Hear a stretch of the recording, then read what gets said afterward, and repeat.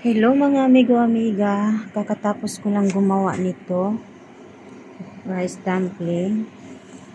Sobrang dami. Ayan. Ito yung second batch na papakuluan natin.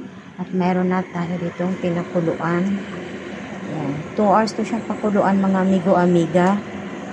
Ayan, sobrang dami kasi Dragon Boat Festival sa Lunes. So, si among babae ay nagpagawa niyan. Pero tinulungan naman niya ako mga amigo-amiga. Nagpagawa siya at pamimigay niya daw sa mga kaibigan niya. Pupukuluan ko yan siya ng 2 hours. Tsaka ito naman yung pang ano natin, pang second batch. Second batch na pakuluan. So, ayan.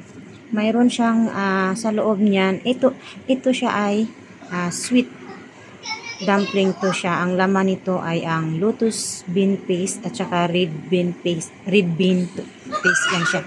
Tapos ito naman ay yung salted egg.